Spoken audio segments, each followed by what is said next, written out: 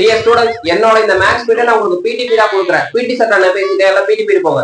என்னால நம்பவே முடியலையே, ஒருவேளை கனவா இருக்குமா? ஐயோ வலிக்குதே, உண்மைதான் சார். எதுக்காக சார் இப்படி ஒரு வினோதமான முடிவு எடுத்துருக்கீங்க? அதெல்லாம் அப்படித்தான், கிரவுண்டுக்கு போங்கன்னா போகலடா.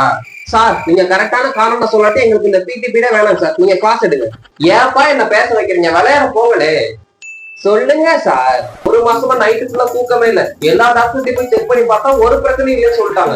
அதுக்கும் இதுக்கும் என்னதான் சம்மந்தம் இருக்கு? அதுக்கப்புறம் ஒரு ஜோசியக்காரனை போய் கேட்டேன். அவர் தான் சொன்னாரு, நீங்க பல பேர் மனசை காயப்படுத்தி அவங்களோட சந்தோஷத்தை புடுங்கிருக்கீங்க, அதோட விளைவுதான் இதுன்னு சொல்லிட்டாரு. ஆமாங்க சார், நீங்க பிடி பீடே விட மாட்டேங்கிறீங்கன்னு சொல்லிட்டு நாங்க தான் கடவுள்கிட்ட வேண்டியிருந்தோம், எப்படியாச்சும் சாருக்கு புரிய வைங்கன்னு சொல்லிட்டு. அதுக்கு பரிகாரமா தான் இத்தனை நாள் நான் கொடுக்குற பிடி பீரியட் எல்லாத்தையும் சேர்த்து என்னோட மேக்ஸ் பீட பிடி பீட விட சொல்லி பிரின்சிபல்ட்ட பேசிட்டேன். நீங்க போங்க, போய் விளையாடுங்க. நன்றி கடவுளே, உங்களோட வேண்டுதலை நிறைவேற்றி கொடுத்தேன். உங்களுக்கு சொன்ன மாதிரி 108 தேங்காய் உடைச்சிடும் சார். நாங்க பிடி பீடி போய் விளையாண்டு வந்துடுறோம் சார். என் மேலதான் தப்பு. போங்க போங்க, போய் விளையாடுங்க சந்தோஷமா.